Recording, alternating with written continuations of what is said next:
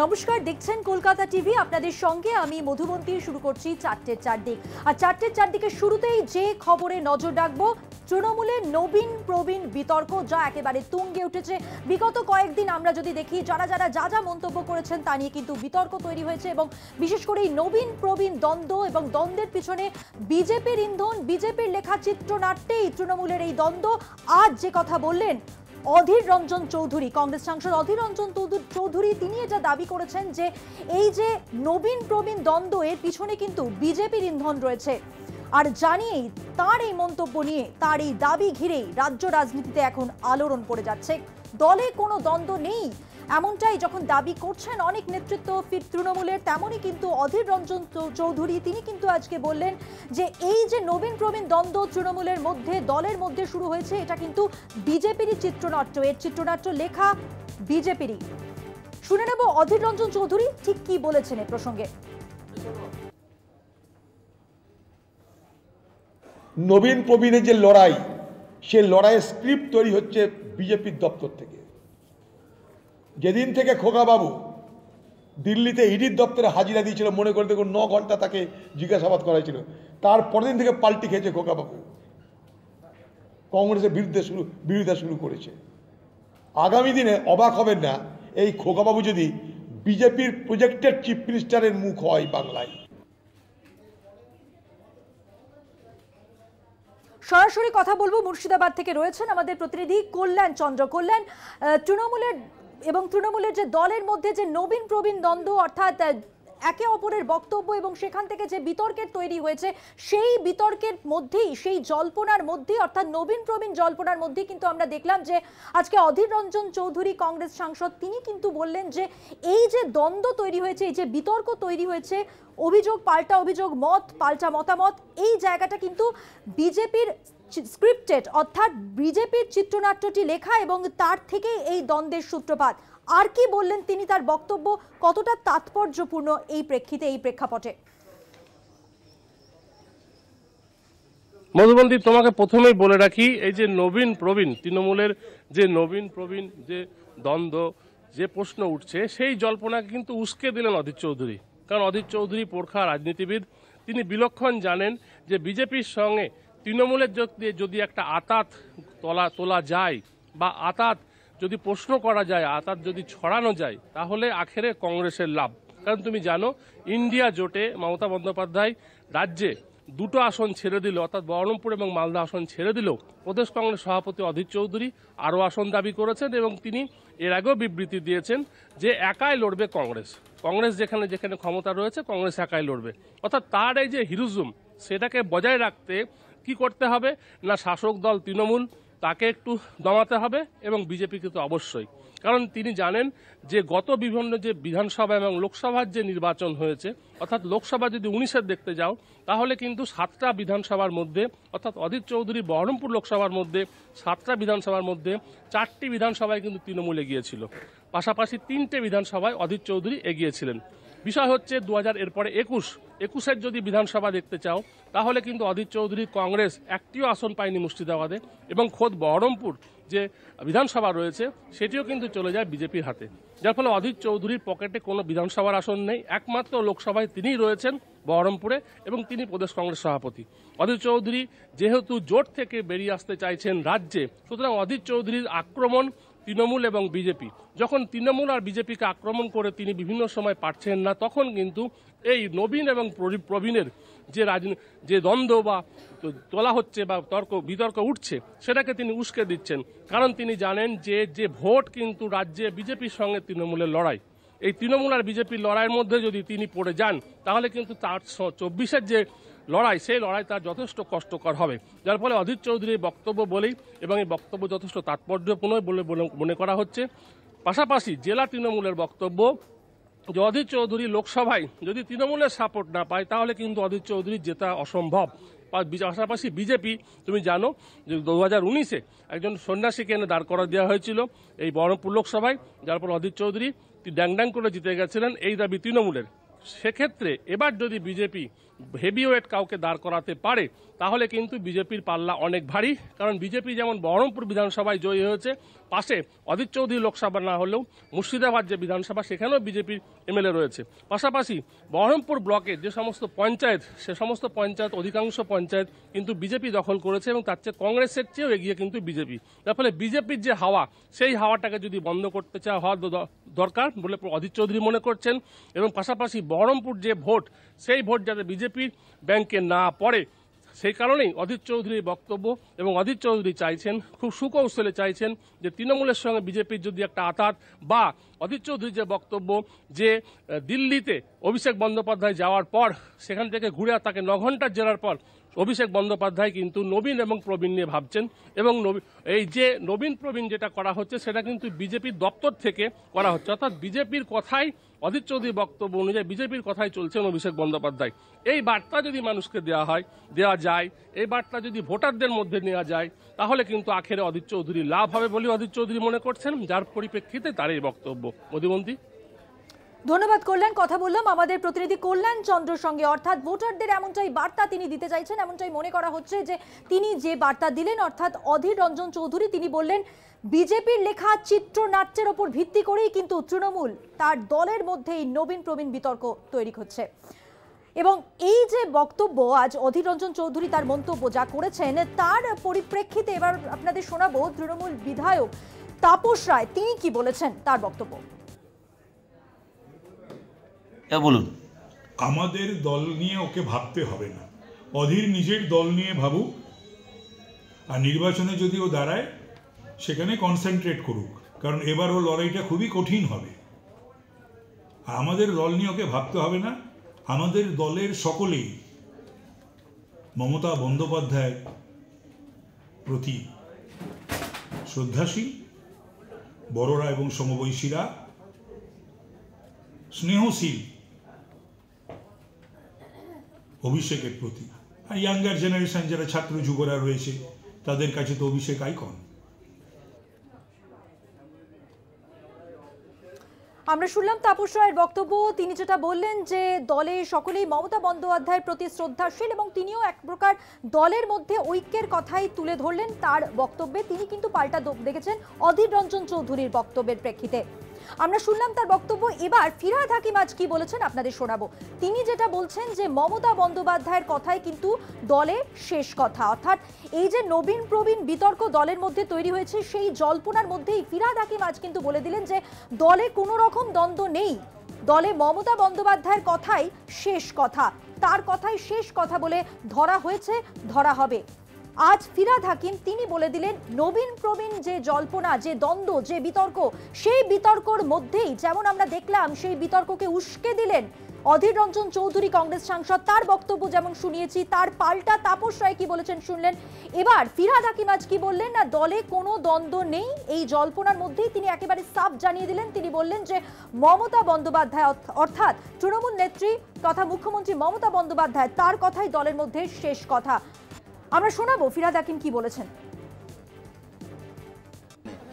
একটা বড় দল থাকলে এগুলো সব হবে। এই তো আমি মিটিংয়ে বললাম যে আমাদের নিজেদের মধ্যে কিছু কিছু জায়গায় হতে পারে, সেটা আমরা নিজেরা মেটাবো, সেটা নিয়ে দ্বন্দ্ব কেন থাকবে। উনি পার্টির প্রেসিডেন্ট, উনি এই কাজটা করবেন। আমার যদি কোনো অন্যায় থাকে আমাকে ডেকে বলবেন উনি, এটাই তো স্বাভাবিক। দলের সভাপতি কি করবে, কাজ করবে না? আমার মনে হয় কোনো জায়গায় যাচ্ছে না, মমতা বন্দ্যোপাধ্যায় শেষ কথা।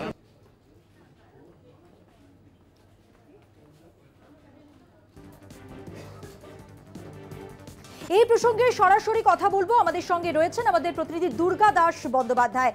দুর্গা, এই যে নবীন প্রবীণ দ্বন্দ্ব তৈরি হয়েছে তৃণমূলের বিগত কয়েকদিন, প্রত্যেকের ক্ষেত্রে আমরা যেটা দেখতে পাচ্ছি সুব্রত বক্সী বা তার পাল্টা আমরা যেটা শুনলাম আজকে অধীর রঞ্জন চৌধুরী তিনি এই জল্পনা উস্কে দিয়ে যা বলেছেন, বা তাকে পাল্টা তোপ দেখে তাপস রায় যা বলেছেন, সব মিলিয়ে আজ সকালে ফিরহাদ হাকিম যখন বললেন যে দলের মধ্যে কোনো দ্বন্দ্ব নেই এবং সেই সঙ্গে তিনি এটাও বললেন যে মুখ্যমন্ত্রী মমতা বন্দ্যোপাধ্যায় তথা তৃণমূল নেত্রী তার কথাই শেষ কথা, কতটা ইঙ্গিতবহ, কতটা তাৎপর্যপূর্ণ তারই মন্তব্যের মধ্যে?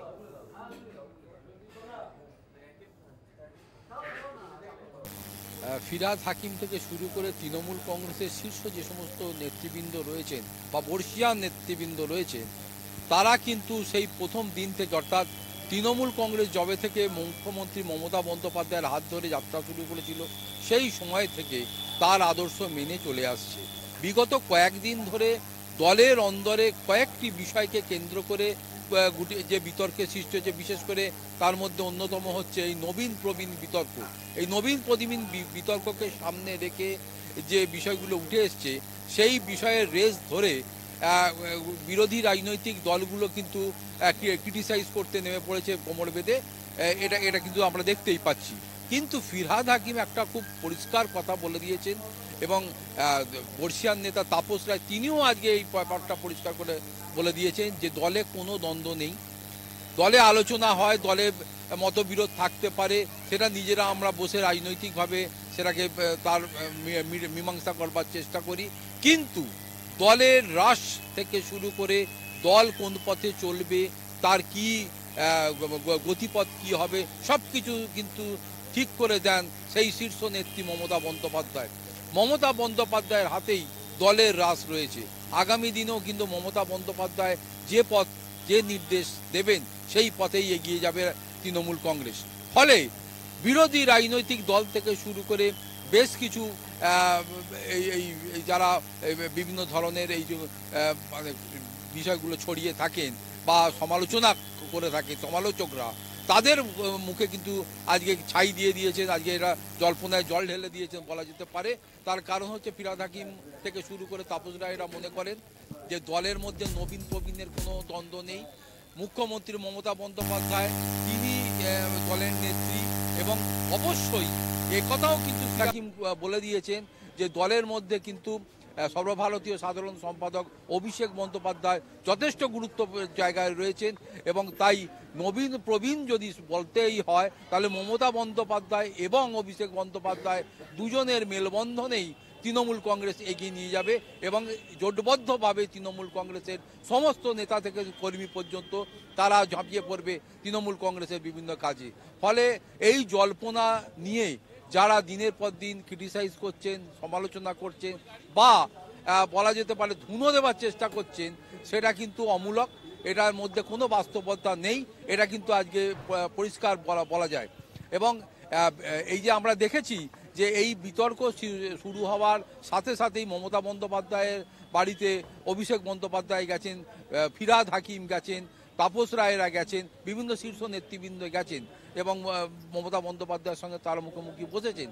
এবং সবথেকে বড় কথা হচ্ছে যে সভাপতি কে নিয়েও যে সমস্ত কথাবার্তা উঠেছে সেই বিষয়গুলো কিন্তু যে অমূলক সেটাও স্পষ্ট করে বলে দিয়েছেন যে নেহাতি তৃণমূল কংগ্রেসকে কেউ বদনাম করবার জন্যে বা তাদের অন্দরের কথাকে সামনে এনে গল্প ফেঁদে এই তৃণমূল কংগ্রেস যাতে কোনোভাবে মানুষের কাছে ক্রিটিসাইজের জায়গা তৈরি হয় সেই বিষয়টা করবার লক্ষ্যেই কিন্তু বিরোধী থেকে শুরু করে সমালোচকরা এই হেন কাজ করে চলেছেন। তবে এটা ঠিক নয়, এটা কখনোই সত্য নয়।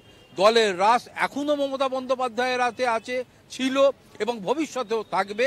নবীন প্রবীণের মিশ্রণেই কিন্তু তৃণমূল কংগ্রেস এগোবে এবং তিনি আরও স্পেসিফিকভাবে বলেছেন যতক্ষণ আমি বা আমার মতো যারা এই রাজনীতির সঙ্গে যুক্ত রয়েছি, যতক্ষণ শরীরের ক্ষমতা আছে, যতক্ষণ নেতৃত্ব দেওয়ার ক্ষমতা রয়েছে, ততক্ষণ পর্যন্তই আমরা নেতৃত্ব দিয়ে যাব এবং যখন আমরা আর পারবো না নেতৃত্ব দিতে তখন কিন্তু পরবর্তী প্রজন্মের হাতে এই নেতৃত্বের ব্যাটন তুলে দেবো। ফলে বুঝতেই পারছো যে নবীনকে ছেড়ে প্রবীণ বা প্রবীণকে ছেড়ে নবীন এই বিষয়টা নিয়ে কিন্তু তৃণমূল কংগ্রেস চলে না। নবীন প্রবীণের সংমিশ্রণেই কিন্তু তৃণমূল কংগ্রেস এগিয়ে যাচ্ছে, এটা কিন্তু স্পষ্ট করে ফিরহাদ হাকিম কিন্তু বলেছেন। ধন্যবাদ দুর্গা দাস। কথা বললাম আমাদের প্রতিনিধি দুর্গা দাস বন্দ্যোপাধ্যায়ের সঙ্গে এবং যেটা স্পষ্ট ফিরহাদ হাকিম তার তৃণমূলের প্রতিষ্ঠা দিবসেও আমরা দেখেছিলাম তিনি দলগত ঐক্যের কথা বলেছিলেন এবং আজকেও তার বক্তব্যে একেবারে স্পষ্ট হয়ে গেল তিনি কিন্তু দলকে সেই ঐক্যের বার্তাই দিতে চাইছেন বারবার। এর আগে আপনাদের দেখিয়েছিলাম যে অধীর রঞ্জন চৌধুরী তিনি আজকে কি বলেছিলেন, যে এই যে বিগত কয়েকদিন ধরে আমরা যেটা দেখতে পাচ্ছি ঘটনা প্রবাহ যদি দেখি, মতামত এবং বক্তব্য যদি শুনি, তাহলে দলের মধ্যে নবীন প্রবীণ যে দ্বন্দ্ব তা একেবারে তুঙ্গে। সেই জল্পনার মধ্যেই কিন্তু অধীর রঞ্জন চৌধুরী কি বললেন, তিনি বললেন এই যে দ্বন্দ্ব বিজেপির চিত্রনাট্যে, অর্থাৎ বিজেপির স্ক্রিপ্টেড, এটি বিজেপির লেখা যে চিত্রনাট্য তার মধ্যেই কিন্তু নবীন প্রবীণ এই বিতর্ক। কি বলেছেন তিনি, শোনাবো।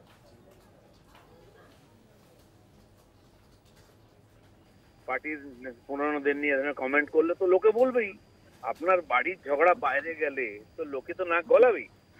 তার জন্য অন্য কেউ দায়ী নয়, সেটা টিএমসি দায়ী। ওদের যদি সমস্যাই নেই কিছু, তাহলে বিশেষ মিটিং করতে হচ্ছে সিএম এর বাড়িতে, সবাইকে বোঝাতে হচ্ছে, ক্লারিফিকেশন দিচ্ছেন সব নেতারা। তার মানে ধোঁয়া যখন উঠেছে তো কিছু আগুন আছেই। হ্যাঁ, সব পার্টিতেই সমস্যা আছে। আর এই ধরনের যত আঞ্চলিক পার্টি যেখানে ক্ষমতা আর অর্থ একমাত্র প্রেরণা, সেখানে যে কোনো সময় এই ধরনের ঘটনা ঘটতে পারে। আমার মনে হয় সেটাই হচ্ছে পরিবর্তন, নতুনদের না জায়গা ছাড়লে এই ধরনের সমস্যা হয়। আর এটা টিএমসি সমাধান করবে তাদের সমস্যা, আমাদের খুব বেশি মাথা ঘামানোর দরকার নেই বা ভবিষ্যৎবাণী করার প্রয়োজন আছে বলে আমি মনে করি না। বিধায়ক তাপস রায় সাংবাদিকদের মুখোমুখি কি বলছেন, শুনুন। শুভেন্দুকে চোর বলার ক্ষেত্রে তৃণমূলের নেতারা একটু বেশি সতর্ক। আমি তো বললাম নিশ্চয়ই কুণাল সেটা অনুধাবন করেছে বা কুণাল সেটা হয়তো লক্ষ্য করেছে, তাই বলেছে।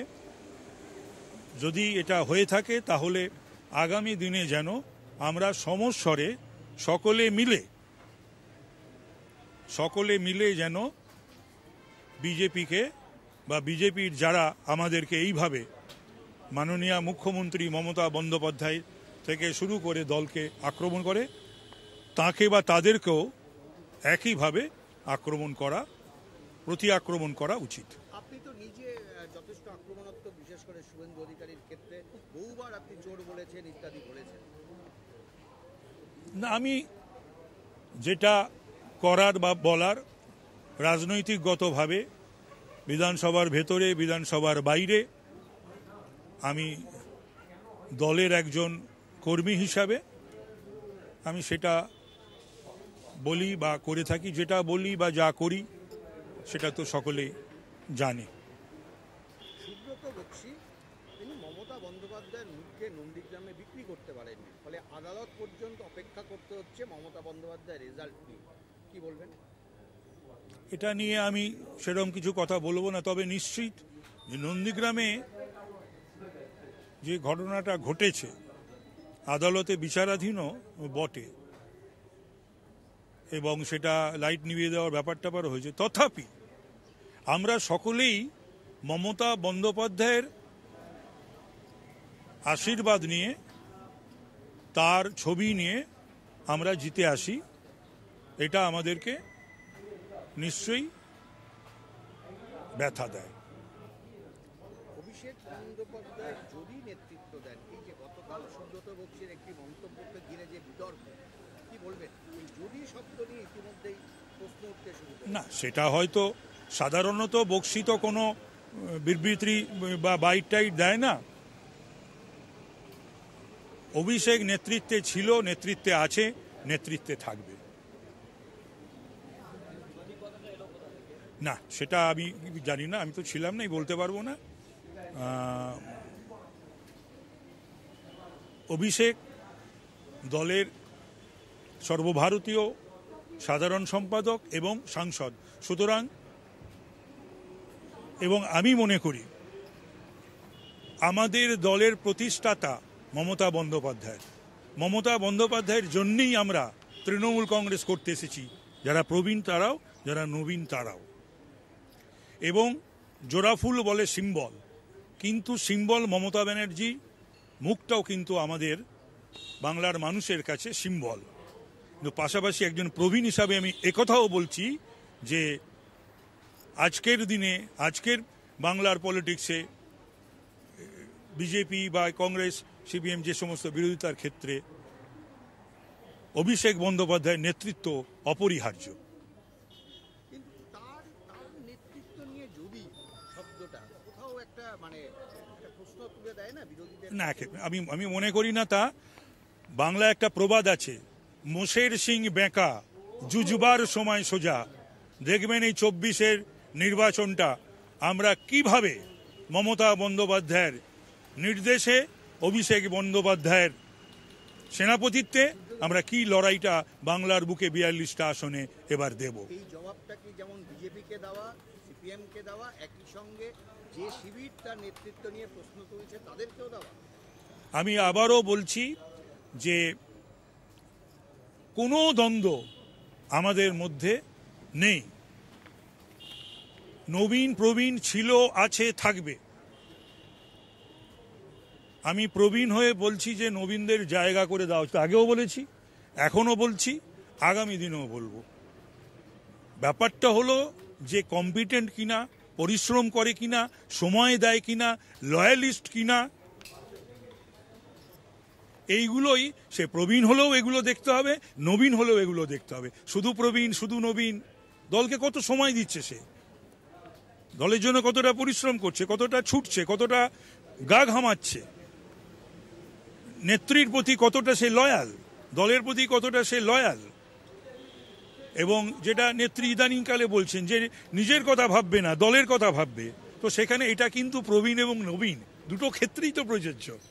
বলছি যে অভিষেক বন্দ্যোপাধ্যায় বা তার পরিবার, তার শালিকা, তার স্ত্রী এবং দলের বহু নেতৃত্বকে সিবিআই বারবার বিপর্যস্ত করেছে, দেখেছে, কিন্তু দলের রাজ্য সভাপতি কোনোদিন বক্তব্য রাখেননি। কিন্তু জাতীয় দল প্রতিষ্ঠা করেছে, তিনি নেতৃত্ব দিয়ে।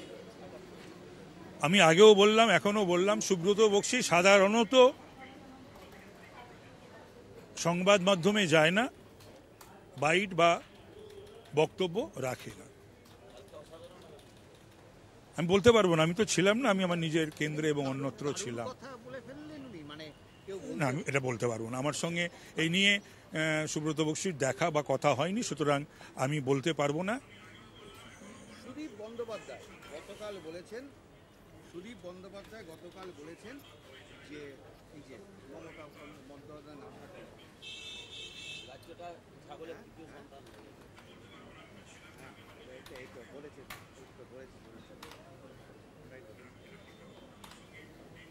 ছাগলের তৃতীয় সন্তান।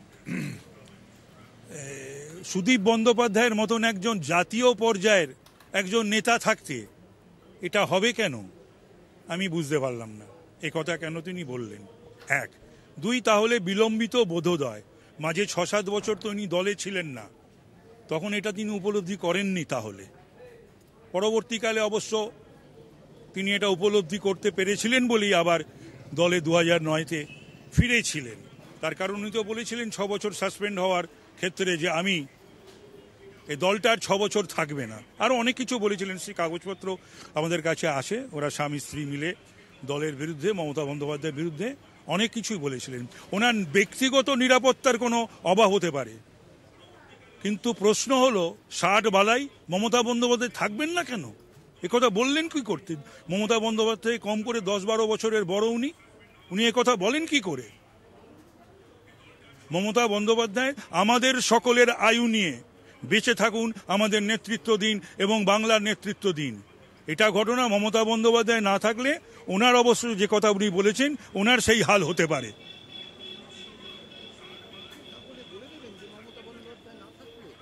এইটা তো বলছি, তো আমি কন্ডেম করছি। না থাকার শব্দটা আসবে কেন আবার ওনার মুখ থেকে? 10-12 বছরের বড় মমতা বন্দ্যোপাধ্যায়ের থেকে সে না থাকার কথা বলবেন কেন? এটা ছোটদেরও বলার কথা নয়।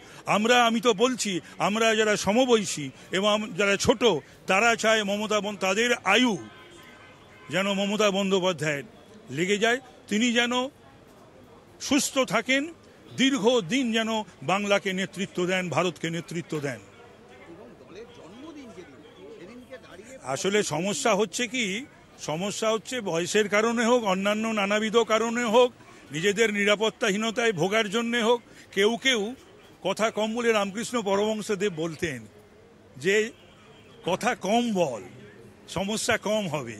এরা কথা বলতে গিয়ে নিয়ন্ত্রণ হারিয়ে ফেলছে, আর ওই আবেগতাড়িত হয়ে কি বলে ফেলছে সেটা বুঝতে পারছে না, এবং সেটা গিয়ে কোথায় দাঁড়াচ্ছে, এটাই ঘটছে। তো সুতরাং আশা করব যে এরপরে ওরা কথা কম বলবে, আর বললে পেরেও যেন ভাষার ওপর, শব্দের ওপর যেন নিয়ন্ত্রণ থাকে। এখন সময় একটা বিরতির পর থাকছে আরো অনেক খবর, সঙ্গে থাকবেন। ফিরে এলাম বিরতির পর। এবার যে খবরে নজর রাখবো, কাঁথি পুরসভার চেয়ারম্যান সুবল মান্না, তার বিরুদ্ধে অনাস্থা প্রস্তাব পত্র জমা দেওয়া হয়, কিন্তু সেটা গ্রহণ হয়নি। এবং যেটা জানা যাচ্ছে, দলের 16 জন কাউন্সিলরের সই করা যে অনাস্থা পত্র তা জমা দেওয়া হয়, কিন্তু তা গ্রহণ করা হয়নি। মঙ্গলবারই অনাস্থা পত্র জমা দেওয়া হবে, এমনটা কাঁথি তৃণমূল সাংগঠনিক জেলার পক্ষ থেকে জানানো হয়েছিল। এবং কাঁথি পুরসভার চেয়ারম্যান সুবল মান্নাকে আগেই দলের পক্ষে পদত্যাগের নির্দেশ দেওয়া হয়, কিন্তু তিনি এখনো পদত্যাগ না করায় তার বিরুদ্ধে অনাস্থা প্রস্তাব আনা হচ্ছে বলে জানানো হয়। সেই মতোই আজকে 16 জন কাউন্সিলরের সই করা অনাস্থা পত্র জমা দেওয়া হয়, যা গ্রহণ করা হয়নি। অনাস্থা পত্র জমা দেওয়া হবে এমনটা জানা যায়। কাঁথি তৃণমূল সাংগঠনিক জেলার পক্ষ থেকে জানিয়েছিলেন পীযূষ পান্ডা, এবং তিনি এখনো পদত্যাগ না করায় তার বিরুদ্ধে অনাস্থা প্রস্তাব আনা হচ্ছে বলেও জানিয়েছিলেন পীযূষ। সরাসরি কথা বলবো, আমাদের প্রতিনিধি কাঁথি থেকে রয়েছেন সমীরণ সাউ। সমীরণ, 16 জন কাউন্সিলরের সই করা যে অনাস্থা পত্র তা জমা দেওয়ার পরও গ্রহণ করা হলো না, কি খবর রয়েছে? দেখো মধুমন্তী, সর্বশেষ আপডেট যেটা জানতে পেরেছি আমরা এবং কথা বলেছি, যে অনাস্থা প্রস্তাব সুবল মান্না সরাসরি গ্রহণ না করলেও চেয়ারম্যানের যে দপ্তর, ওই দপ্তরে জমা দিয়ে কিন্তু রিসিভ করিয়েছেন। ইতিমধ্যেই দলীয় নির্দেশকে উপেক্ষা করে সুবল মান্না কিন্তু বহাল তবিয়তে রয়েছেন। তিনি তার যে পৌর প্রশাসনিক যে দপ্তর আছে, সে তার নিজের যে কক্ষ রয়েছে, সেই কক্ষে তিনি এখনও কাঁথি পৌরসভায় তিনি কাজ করছেন। এবং তিনি বলছেন যে তার কাছে কোনো দলীয় নির্দেশ আসেননি। এবং তিনি যেমনটা জানাচ্ছেন যে আমার কাছে কাগজ কথা বলবে, আমি একজন প্রশাসনিক লোক, আমার কাগজ আমার কাছে সেরকম কিছু আসেনি। কেউ আমাকে যদি হোয়াটসঅ্যাপে বা অন্য কোনো মারফতে জানায়, সেটা কোনো মুখ্য বিষয় নয়। যেহেতু এটা একটা প্রশাসনিক পদ, তাই প্রশাসনিকভাবে বা এটা কাগজ, তিনি বলছেন যে যা হবে কাগজ কলমে, এমনটাই তিনি জানাচ্ছেন। আমি এই মুহূর্তে আমরা ক্যামেরা পার্সনকে দেখাতে বলবো যে আমি এই মুহূর্তে রয়েছি কাঁথি পৌরসভা বিল্ডিংয়ের সামনে। এই কাঁথি পৌরসভার 3 তলাতে এখনও কিন্তু সুবল মান্না কাজ করছিল কিছুক্ষণ অবধি, যদিও কিছুক্ষণ আগে তিনি তার দপ্তর থেকে কাজ শেষ করে বেরিয়ে এসছেন। এবং আমরা যেটা জানতে পারছি যে দলীয়ভাবে যে নির্দেশ এসেছিল তার কাছে, ওই দলীয় নির্দেশ তিনি কিন্তু টোটালটাই উপেক্ষা করেছেন। দলীয় নির্দেশকে তিনি কার্যত বুড়ো আঙ্গুল দেখিয়েছেন বললেই চলে। এবং একটা কথা যেটা বারে বারে ঘুরে আসছে, 16 জন কাউন্সিলর আজকে সম্মিলিতভাবে অনাস্থা প্রস্তাব জমা করেছেন কাঁথি পৌর প্রশাসনিক দপ্তরে, মানে পৌরসভার যে দপ্তর রয়েছে সেই দপ্তরে দিয়ে কিন্তু রিসিভ করিয়েছেন। এরপরে যদি উনি কোনো মানে এই অভিযোগের ভিত্তি, হ্যালো, হ্যাঁ, যদি তিনি, হ্যালো, যোগাযোগ বিচ্ছিন্ন হয়ে গেছে। জানিয়ে রাখি, আমরা কথা বলছিলাম আমাদের প্রতিনিধি সমীরণ সাউয়ের সঙ্গে, এবং তিনি যেটা বললেন যে এই 16 জন কাউন্সিলরের সই করা যে অনাস্থা পত্র তা জমা পড়া সত্ত্বেও গ্রহণ হয়নি। এবং যেটা বলছেন সুবল মান্না, তার যেটা বক্তব্য যে আমার কাছে কোনো দলীয় নির্দেশ আসেনি, কাগজে কলমে কথা হবে, অর্থাৎ তিনি এখনো পর্যন্ত তা গ্রহণ করেননি। আপাতত ধন্যবাদ সমীরণ তোমাকে।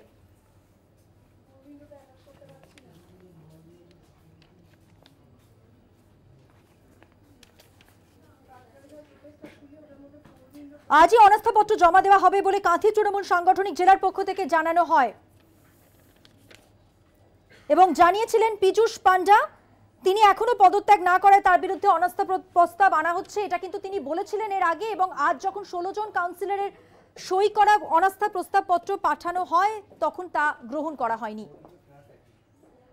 সুবলবাবু কি করেছেন না করেছেন আমি সে সম্পর্কে যাব না, আমি শুধু একটু বলি, কাঁথি পৌরসভাতে আমাদের 21টা টোটাল সিট, তার মধ্যে 17টি সিট তৃণমূল কংগ্রেস জিতেছিল গত 2 বছর আগে। তার মধ্যে 16 জন কাউন্সিলর গত কয়েকদিন আগে তারা আমার মধ্য দিয়ে রাজ্য তৃণমূল কংগ্রেসের শ্রদ্ধাভাজন সভাপতি সুব্রত বক্সী মহোদয়কে তারা যৌথভাবে অ্যাপ্লিকেশন করেছিলেন এই পৌরসভার যিনি চেয়ারম্যান আছেন তার বিরুদ্ধে অনাস্থা আনার জন্য। রাজ্য তৃণমূল কংগ্রেসের অ্যাপ্রুভালের মূলে তিনি অনুমোদনও দিয়েছেন, তার মূলে আজকে বাকি 16 জন কাউন্সিলর তারা অনাস্থা আনার জন্য মিটিং করেছেন। রাজ্য তৃণমূল কংগ্রেসের নেতৃত্বের নির্দেশেই যা কিছু হচ্ছে। সময় আরো একটা বিরতি, ফিরছি আরো খবর নিয়ে, সঙ্গে থাকবেন। 21 সালে যখন তৃণমূল কংগ্রেস বিজেপিকে হারাচ্ছে বাংলায়, তখন এই অধীর চৌধুরীরা সিপিএম এর সঙ্গে হাত মিলিয়ে অ্যান্টি বিজেপি ভোট ডিভাইড করে বিজেপিকে সুবিধা করে দিয়ে গেছিলেন, চেষ্টা করেছিলেন, শূন্য পেয়েছেন, মানুষ প্রত্যাখ্যান করেছে। ফলে এ তো বিজেপির দুই ভাই, সিপিএম আর কংগ্রেস আই, সে তো পশ্চিমবঙ্গে অধীর চৌধুরী তো বিজেপির বড় দালাল। দিলীপ ঘোষ এই নবীন প্রবীণ দ্বন্দ্বের মধ্যে তিনিও মন্তব্য করছেন এবং সেখানে বলছেন যদি কিছু নাই থাকে আপনাদের মধ্যে দ্বন্দ্ব, তাহলে সব নেতারা কেন তার ক্ল্যারিফিকেশন দিচ্ছেন?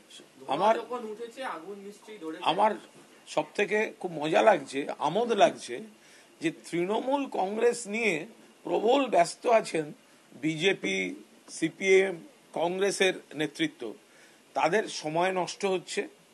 তৃণমূল কংগ্রেস এক এবং ঐক্যবদ্ধ। তৃণমূল কংগ্রেসের সর্বোচ্চ নেত্রী মমতা বন্দ্যোপাধ্যায় শেষ কথা, সেনাপতির নাম অভিষেক বন্দ্যোপাধ্যায়, এখানে সুব্রত বক্সিদের মতো সিনিয়ররা রয়েছেন, আবার পরবর্তীকালে আসা জুনিয়ররা রয়েছেন। সবাই মিলে মিশে তৃণমূল কংগ্রেস ছিল, আছে এবং থাকবে। নিজেদের পার্টির কোনো ঠিক নেই এই অপোজিশনগুলোর, তারা এসছে তৃণমূল নিয়ে মাথা ঘামাতে। আমাদের দলের এটা একটা গণতন্ত্র, আমরা বাংলার স্বচ্ছভাবে আমাদের দলটা চলে।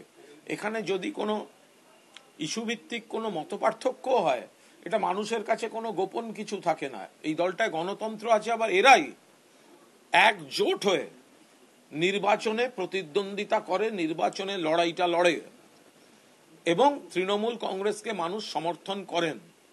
ফলে যে পার্টিগুলোর মধ্যে গণতন্ত্র নেই, গোষ্ঠীবাজি, নেতৃত্ব নিয়ে তো কংগ্রেসের সে আর কর্তব্য নয়। সিপিএমেও আমরা তাই দেখেছি, বিজেপিতেও তাই দেখেছি। কিন্তু সেই জায়গায় দাঁড়িয়ে তৃণমূল কংগ্রেস এক এবং ঐক্যবদ্ধ। আমার মজা লাগছে যে বিরোধী নেতারা তৃণমূল নিয়ে এত মন দিয়ে তারা তৃণমূলের দিকে তাকিয়ে তৃণমূলের চর্চায় ব্যস্ত, তৃণমূলের নাম জপ করে চলেছে এই বিরোধী নেতারা। হয়তো খারাপ কথা বলছে, দুদিন বাদে দেখবে যে তারাও সব তৃণমূলের নিজেদের মাথার মধ্যে ঢুকে গেছে এবং তারা সব তৃণমূলের ভক্ত হয়ে গেছে। পুরো তৃণমূলের অমুক উনি এই বললেন। ছোটবেলার ইতিহাস বইয়ের কে কি বলেছিল উদ্ধৃতিগুলো মনে নেই। সিপিএম, বিজেপি আর কংগ্রেস তৃণমূলের অমুক নেতা এই বললেন, তৃণমূলের অমুক নেতা এই বললেন, তৃণমূলের অমুক নেতা। এই তো তৃণমূলে ডুবে আছে, তৃণমূলের প্রতি প্রেম, এ তো জোয়ার বইছে প্রেমের। যে তৃণমূলে ডুবে আছে, এদের মন প্রাণ তৃণমূল নির্ভর। ফলে ভোটের সময় যখন এই নেতারাই, এই মমতা বন্দ্যোপাধ্যায় দাঁড়াবেন, এই অভিষেক বন্দ্যোপাধ্যায় দাঁড়াবেন, এই সুব্রত বক্সি দাঁড়াবেন, এই ফিরহাদ হাকিম দাঁড়াবেন, এই সুদীপ বন্দ্যোপাধ্যায় দাঁড়াবেন, পরের প্রজন্মের নেতৃত্ব দাঁড়াবেন, এক কাট্টা হয়ে মানুষের কাছে ভোট চাইবেন এবং মানুষ ভোট দেবেন।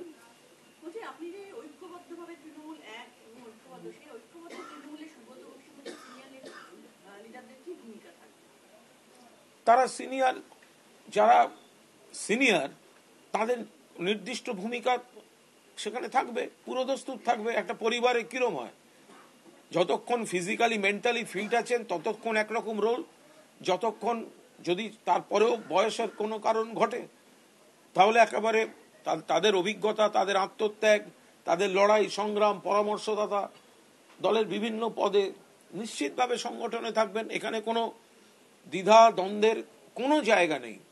তৃণমূল একটা বড় পরিবার, তো সেখানে যার প্রথম এবং শেষ কথা হচ্ছে মমতা ব্যানার্জি এবং সেনাপতির নাম অভিষেক বন্দ্যোপাধ্যায়। তো সেই জায়গায় দাঁড়িয়ে মমতা ব্যানার্জি নিজেই 3, 4, 5টি প্রজন্মকে প্রতিষ্ঠা করে দিয়ে গেছেন রাজনীতিতে। তো ফলে সিনিয়ররাও থাকবেন, জুনিয়ররাও থাকবেন, এই করেই তো আমি বলছি তৃতীয়বারের সরকার গঠন হয়েছে।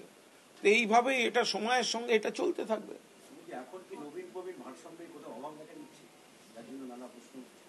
না, এটা একেবারেই অভ্যন্তরীণ বিষয়, কিন্তু আমাদের দলের থেকে অনেক বেশি এই সমস্যাগুলো কিন্তু ভারতীয় জনতা পার্টিতে, এই সমস্যা কংগ্রেসে, এই সমস্যা সিপিএমে ছিল। একটা সময় জ্যোতি বসু, হরকিষাণ সিং, সুরজিৎদের বিরুদ্ধে প্রকাশ কারাত, সীতারাম ইয়েচুরিদের একটা অবস্থান ছিল, তখন এই ধরনের ফাটল আমরা লক্ষ্য করেছি। আমরা দেখেছি কংগ্রেসে, তো তো কতজন তো ওয়ার্কিং কমিটি থেকে বেরিয়ে গেলেন বা ঢুকলেন, কিন্তু চোখের ওপর দেখা গেল। আবার তারপরে বিজেপিতে যে কয়েকজনকে ধরে কি একটা মার্গদর্শক মণ্ডলী বলে কোথায় পাঠিয়ে দিয়ে নরেন্দ্র মোদীরা পুরোটা দখল করে বসে রইলেন। তৃণমূল কংগ্রেসে তো এই সমস্ত বিষয় নেই। এই প্রবীণ নবীন সংঘাতটা তো সিপিএম বিজেপি কংগ্রেসের ট্র্যাডিশন। তৃণমূলে তো শেষ কথা মমতা ব্যানার্জি, সেনাপতি অভিষেক ব্যানার্জি। এবার এত বড় দল, পথ চলতে গেলে ইস্যু ভিত্তিক দু একটা মতপার্থক্য থাকলেও আসল সময়, লড়াইয়ের সময়, কঠিন সময় সবাই এক এবং ঐক্যবদ্ধ। অশোকনগরের বিধায়ক নারায়ণ গোস্বামীও বলছেন প্রবীণদের সফটওয়্যার আপডেট করে নেওয়ার জন্য। আমি শুনিনি, আমি নারায়ণবাবু কি বলেছেন আমি শুনে নেব। না, সেটা তো আমার ফোন নিয়েও সেসব সমস্যা, আমি ফোন অত বুঝি না, এবং সেগুলো তো সব মাঝে মাঝে ফোনে সব আসে যে আপডেট ইওর ফোন, তখন ফোন চালু রাখতে গেলে আপডেট করতে হয়। গণহত্যা মামলা, গণহত্যার শহীদদের স্মরণ সভায় তাকে যেতে দিতে হবে, গতবার হাইকোর্ট নির্দেশ দিয়েছিল, তারপরে হয়রানি করা হয়েছে। এই নিয়ে আবার কলকাতা হাইকোর্টে জয় সেনগুপ্ত এজলাসে শুভেন্দু, এটা সম্পূর্ণ আদালতের বিষয় এখন, ফলে এই নিয়ে কোনো মন্তব্য করতে যাব না। শুভেন্দু অধিকারী যেন মনে রাখেন, তখন গোটা আন্দোলনটা মমতা বন্দ্যোপাধ্যায়ের করা আন্দোলন ছিল। নেতাইয়ের মানুষের পাশে তৃণমূল কংগ্রেস ছিল, মমতা বন্দ্যোপাধ্যায় ছিলেন। উনি যে কবার গেছেন মমতাদির নির্দেশে মমতাদির দূত হয়ে গেছেন। ফলে উনি এখন যাচ্ছেন শুধু কুৎসা করতে এবং উস্কানি দিতে। সিপিএম এর সেদিনকার হারমাদ্রা আজকে বিজেপিতে আছে এবং শুভেন্দুর সঙ্গে ঘুরে বেড়ায়, সেটা নন্দীগ্রাম হোক বা নেতাই হোক। তো সুতরাং সেদিনকার যারা নরঘাতক তারা তো সেই এখন বিজেপিতে নাম লিখিয়েছে, তারাই তাদের নিয়ে শুভেন্দু অধিকারী শহীদের বেদিতে মালা দেয়, এটা অত্যন্ত দ্বিচারিতা। স্বরাষ্ট্র সচিব এবং ডিজিকে নিয়োগ করা হয়েছে, সেটাও শুভেন্দু অধিকারী বলেছেন এটা হচ্ছে অবৈধভাবে। ওর গা জ্বলছে, ওর গা জ্বলছে। শীতকাল, স্কিনে প্রবলেম হচ্ছে, একটু ভেজলিন মাখুক শুভেন্দু, যা হচ্ছে গা চিড়বিড় করছে। আরে কোথায় কে ডিজি হয়েছে, কে স্বরাষ্ট্র সচিব হয়েছে, তাও এই ওই সহ্য হচ্ছে না। এই শীতকালে কারুর স্কিনে প্রবলেম হয়, তো স্কিনে প্রবলেমের জন্য ভেজলিন যদি ঠিকঠাক সময় মতো বা বিভিন্ন ধরনের সাবান টাবানগুলো যদি মাখে, আমার মনে হয় ঠিকঠাক করে চান করুক, সাবান মাখুক, এগুলো ঠিক হয়ে যায়। না অতটা না, ওটা ওইটুকু, ও এত কোটি টাকা তুলেছে, লুট করেছে, দু চারটে সাবান কিনতে পারবে না। সকাল থেকে দেখা যাচ্ছে বিভিন্ন বাড়িতে গ্রামাঞ্চলে আরএসএস ভিএইচপি যারা রয়েছেন তারা রাম মন্দিরের অক্ষত চাল রেপ্লিকা নিয়ে তারা পৌঁছচ্ছেন, এবং জেলা জুড়ে ঘরে ঘরে গিয়ে নিমন্ত্রণ পত্র দেওয়া হচ্ছে। দেখুন, যদি উন্নয়নের কোনো কথা বলতেন তাকে স্বাগত জানাতাম, কিন্তু এটা যাচ্ছেন ধর্মের বিষয় নিয়ে।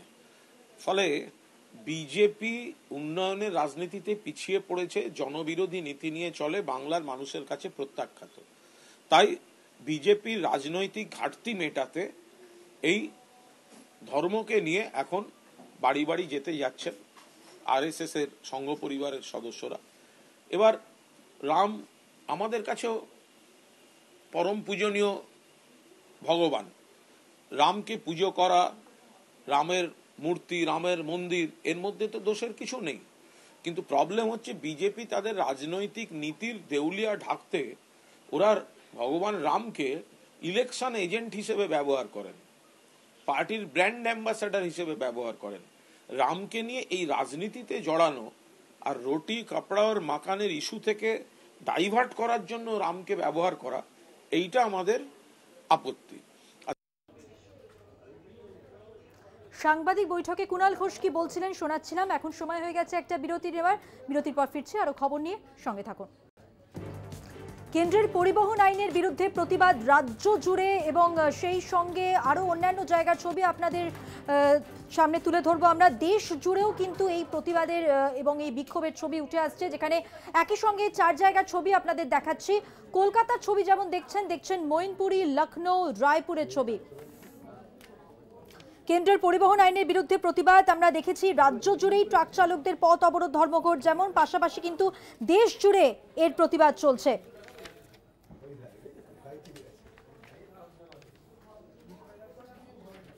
সংশোধিত জাতীয় পরিবহন আইনের বিরোধিতা করে এই প্রতিবাদ আন্দোলন, এবং দেখতেই পাচ্ছেন দেশ জুড়ে কিভাবে কেন্দ্রের পরিবহন আইনের বিরুদ্ধে প্রতিবাদ দেখাচ্ছেন ট্রাক চালকরা, এবং বিভিন্ন জায়গায় হিংসার ঘটনা উঠে আসছে। সঙ্গে যেটা দেখা যাচ্ছে যে পথ অবরোধ করছেন তারা, তাদের দাবি জানাচ্ছেন। কেন্দ্রের পরিবহন আইনের বিরুদ্ধে প্রতিবাদের ছবি কলকাতা, মৈনপুরী, লখনৌ, রায়পুরে। বারাসাত থেকে ভক্তিদের রয়েছেন আমাদের সঙ্গে, জানবো সেখানকার পরিস্থিতি। ভক্তি,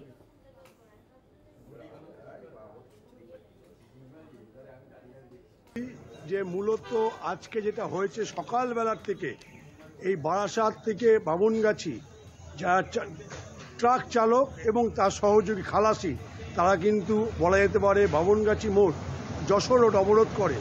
দীর্ঘক্ষণ অবরোধ থাকে। তাদের দাবি যেভাবে এই সড়ক আইন নিয়ে আসা হয়েছে তার পক্ষে কিন্তু, অর্থাৎ ড্রাইভারদের পক্ষে শুভ নয়। তারা বলছে এটা কালো আইন, এই কালো আইন দিয়ে তাদেরকে মারার চেষ্টা করছে কেন্দ্রীয় সরকার। এই কেন্দ্রীয় সরকারের বিরুদ্ধে তারা কিন্তু আজকে মোদির পুষ্পতলিকা এবং পাশাপাশি অমিত শাহের এই দুজনের পুষ্পতলিকা তারা মানে আগুন লাগায় এবং তার প্রতীকী ধর্মঘট করে। এবং তাদের বক্তব্য যেভাবে কালো আইন করে এই 304, 302, 304-এর বি এই ধারাগুলো প্রয়োগ করা হয়েছে বা লাগু করা হয়েছে, এর ফলে কিন্তু এখানকার যে ট্রাক ড্রাইভার আছে সারা পশ্চিমবঙ্গ জুড়ে এবং সারা ভারতবর্ষ জুড়ে, তারা কিন্তু বিপদ সংকেত দেখছে। তাদের বক্তব্য এইভাবে যদি আইন চালু হয়, তারা কিন্তু যে টাকা তাদের ধার্য করা হয়েছে এবং যেখানে যেখানে 6 মাস থেকে 10 বছরের জেলও আছে, সবটাই কিন্তু তারা বলছে এইভাবে মানা যায় না। দুর্ঘটনা কবলে পড়লে সব সময় ড্রাইভারদের যে দোষ হয় তা কিন্তু নয়। অনেক সময় দেখা যায় যে কোনো কেসে, অর্থাৎ তারা বলছে দুর্ঘটনার ফলে কিন্তু অনেক সময় ড্রাইভারদের মারধর করা হয়। সেক্ষেত্রে ড্রাইভাররা কি ওই যে যাকে অ্যাক্সিডেন্ট করেছে তাকে কি হাসপাতালে নিয়ে যাবে, নাকি সে পালাবে? এই রকম বেশ কিছু তারা অভিযোগ করছে। যে তাদের বক্তব্য এই আইনটি বলবৎ করলে সারা ভারতবর্ষ জুড়ে ট্রাক ড্রাইভাররা বৃহৎ আন্দোলন করবে। তারই পাশাপাশি বলে রাখি, তারা কিন্তু প্রায় 4 ঘন্টা অবরোধ করেছিল এই যশোর রোড ধরে, এবং এই ফলে কিন্তু বারাসাত জুড়ে ব্যাপক যানজট হয়েছিল। তো পরবর্তীকালে কিন্তু তারা বলে পুলিশ আসার পর আশ্বস্ত করলে তারা কিন্তু অবরোধ তুলে নেয়।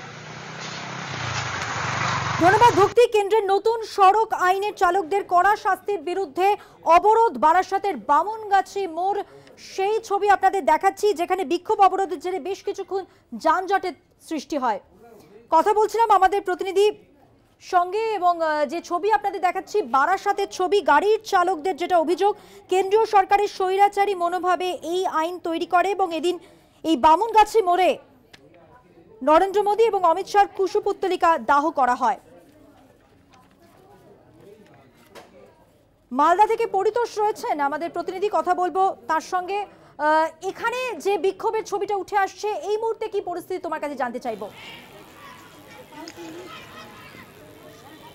দেখো মধুবন্তী, তোমাকে জানিয়ে রাখি যে ঘটনা মালদার রুতুয়া থানার এলাকা এবং রুতুয়ার যে বিভিন্ন প্রান্ত একাধিক এলাকায় এই বিক্ষোভের ঘটনা ঘটে, যেখানে রাস্তা অবরোধ করে, রাজ্য সড়ক অবরোধ করে তারা রীতিমতো বিক্ষোভ দেখান।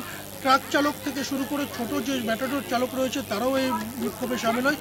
তাদের যেটা অভিযোগ, কেন্দ্রীয় সরকারের যে নতুন সংশোধিত যে পরিবহন আইন, সেই আইনের ফলে তাদের সমস্যা হবে, তাদের পথের যে দুর্ঘটনা ঘটলে তাদের সমস্যার মুখে পড়তে হবে। এই ধরনের যে আইন তা প্রত্যাহার করতে হবে, এই দাবিকে সামনে রেখে তারা রীতিমতো পথে নামেন, বিক্ষোভ প্রদর্শন করেন। রতুয়া সহ পুকুরিয়া থানা এলাকাতেও তাদের এই বিক্ষোভ চলে, এবং বিক্ষোভের মধ্য দিয়ে তারা কেন্দ্রের স্বরাষ্ট্রমন্ত্রীর বিরুদ্ধে যেমন স্লোগান তুলতে থাকেন, তার পাশাপাশি দেশের প্রধানমন্ত্রীর বিরুদ্ধেও স্লোগান তোলেন। তাদের একটাই দাবি, সেই আইনকে প্রত্যাহার করতে হবে। এই ধরনের আইন তাদের উপরে চাপিয়ে দিলে তাদের পথে কোনো রকম কোনো ঘটনা ঘটলে, দুর্ঘটনা ঘটলে তাদের সমস্যা হবে, এবং এই আইন চালু হলে যে তাদের যে সমস্যা তা বাড়বে, তাদের পরিবারের লোকজনও সমস্যার মুখে পড়বে, এমনটাই তারা জানাচ্ছেন। এবং গোটা ঘটনায় তাদের যে আন্দোলন আগামী দিন বৃহত্তর হবে, এবং বৃহত্তর আন্দোলনের মধ্য দিয়ে তারা এই প্রতিবাদ আগামী দিনেও জানাবে, এমনটাও জানাচ্ছেন তারা। মধুবন্তী, ধন্যবাদ। আপাতত তুমি আমাদের সঙ্গে থাকো, যে বর্ণনা তুমি দিলে এবং আমরা শুনলাম, ঠিক কতটা উত্তপ্ত হয়ে ওঠে পরিস্থিতি। কেন্দ্রের পরিবহন আইনের বিরুদ্ধে প্রতিবাদ এবং দেশ জুড়ে এই প্রতিবাদ আন্দোলনের ট্রাক চালকরা এক এক জায়গায় এক এক রকম ভাবে উত্তপ্ত হচ্ছে পরিস্থিতি। মনীষ तिवारी আমাদের প্রতিনিধি লখনऊ থেকে রয়েছেন, সরাসরি কথা বলবো তার সঙ্গে। मनीष, अभी वहाँ का स्थिति क्या है? मैनपुर में जो संघर्ष का घटना घटी, अभी वहाँ का स्थिति क्या है? जी बिल्कुल, जिस प्रकार से अगर देखा जाए हिट एंड रन जो कानून जो है केंद्र सरकार के द्वारा लाया गया, उसके बाद जो है जो ट्रांसपोर्टर हैं उनके द्वारा जो है लगातार आक्रोश उनका देखने को मिल रहा है। जिस प्रकार से सभी ट्रक चालक के जो ड्राइवर हैं उनके द्वारा जो है 2 दिन से उनके द्वारा स्ट्राइक की गई है। और वहीं पर अगर हम देखा जाए उत्तर प्रदेश के मैनपुरी में जो है ड्राइवरों के द्वारा जो है स्ट्राइक करने के दौरान जो है पूरे हाईवे को जाम कर दिया गया, और जब पुलिस प्रशासन ने उनको हटाने का प्रयास किया गया तो उनके ऊपर जो है ड्राइवरों ने जमकर पथराव किया, जिसको लेकर के जो है पुलिस को भी लाठीचार्ज और हवाई फायरिंग करनी पड़ी, जिसके वजह से वहां पर यातायात बिल्कुल ठप हो गया और ड्राइवरों को जो है वहां से खदेड़ा गया। अब देखा जाए वहां पुलिस की कई टीमों को गठित किया गया है, जिससे कि ड्राइवर दोबारा हाईवे पर न आकर के जो है किसी प्रकार का कोई भी उपद्रव कर सके। उनके द्वारा काफी नुकसान करने की कोशिश जरूर की गई, लेकिन पुलिस प्रशासन ने हालांकि अपनी मशक्कत के बाद जो है उनको वहां से भगा तो जरूर दिया है। लेकिन जिस प्रकार से ड्राइवरों का कहना है कि अगर कानून को वापस नहीं लिया गया तो इसी प्रकार का आंदोलन पूरे उत्तर प्रदेश में देखने को मिलेगा। हालांकि देखा जाए जिस प्रकार से ड्राइवरों के इस आंदोलन, इस स्ट्राइक के बाद जो है जो पेट्रोल पंप है वहां पर जो है डीजल की कमी होने लगी है, पेट्रोल की कमी होने लगी, लंबी लंबी कतारें। शुक्रिया मनीष जी, ধন্যবাদ ভক্তি, ধন্যবাদ পরিতোষ। অর্থাৎ কেন্দ্রের পরিবহন আইনের বিরুদ্ধে যে প্রতিবাদ, সেই প্রতিবাদের ছবি এক এক জায়গায় এক এক রকম। কোথাও সংঘর্ষের ঘটনা ঘটেছে, অবরোধ ঘটেছে, কোথাও পুলিশকে গুলি চালাতে হয়েছে সংঘর্ষ থামানোর জন্য। এই সমস্ত খবর এবং আরো অন্যান্য খবর নিয়ে ফিরছি একটা বিরতির পর। কোথাও যাবেন না, সঙ্গে থাকবেন।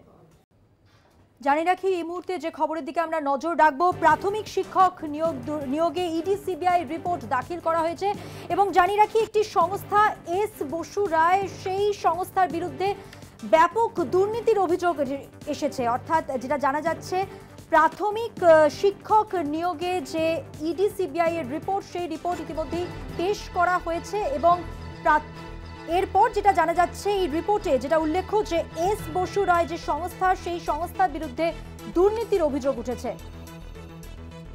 আরো বিস্তারিত জানবো, এই সংক্রান্ত তথ্য জেনে নেব। আমাদের সঙ্গে রয়েছেন আমাদের প্রতিনিধি পল্লব চট্টোপাধ্যায়। পল্লব, আসলে সিবিআই এবং ইডি আজ দুটো সেপারেট রিপোর্ট বিচারপতি অমৃতা সিনহার কোর্টেতে দিয়েছে। সিবিআই রিপোর্টে মূলত S Basu Roy and company, যারা প্রাথমিক শিক্ষক নিয়োগ সংক্রান্ত যাবতীয় তথ্য সংগ্রহ, ফলাফল তৈরি ইত্যাদি সংগ্রহের দায়িত্বে ছিল, সেই সংস্থাটি সম্পর্কে সিবিআই প্রায় 49টা প্যারাতে বিস্তৃত দুর্নীতির অভিযোগ নিয়ে এসেছে। এটা হচ্ছে সিবিআই রিপোর্টের। আর অন্যদিকে ইডি যে রিপোর্টটা দিয়েছে, সেই ইডি রিপোর্টের মূল বক্তব্য হচ্ছে লিপস অ্যান্ড বাউন্ডস। এই লিপস অ্যান্ড বাউন্ডসের সম্পর্কে তারা তদন্ত সাপেক্ষে দেখেছে ওদের 8টা সম্পত্তি অলরেডি বাজেয়াপ্ত হয়েছে এবং যার টোটাল মূল্য প্রায় 7.5 কোটি টাকা। এই পরিস্থিতিতে আগামীকাল ইডির জয়েন্ট ডিরেক্টরকে এজলাসে হাজির থাকতে বলা হয়েছে এবং সুজয় কৃষ্ণ ভদ্রের ভয়েস স্যাম্পল সংগ্রহ সম্পর্কে ইএসআই হাসপাতালের কোনো বিশেষজ্ঞ ডাক্তার। অর্থাৎ পল্লব, যেটা বোঝা যাচ্ছে যে এই প্রাথমিক শিক্ষক নিয়োগ মামলায় যে রিপোর্ট আজ দাখিল করেছে ইডি সিবিআই, সেই রিপোর্ট থেকে যে তথ্য উঠে এলো তোমার কাছ থেকে আমাদের কাছে স্পষ্ট হয়ে গেল। তা আপাতত ধন্যবাদ পল্লব তোমাকে। কথা বললাম প্রতিনিধি পল্লব চট্টোপাধ্যায়ের সঙ্গে। 4টে 4 দিক আজ এ পর্যন্তই। দেখছেন কলকাতা টিভি, রাত দিন 7 দিন।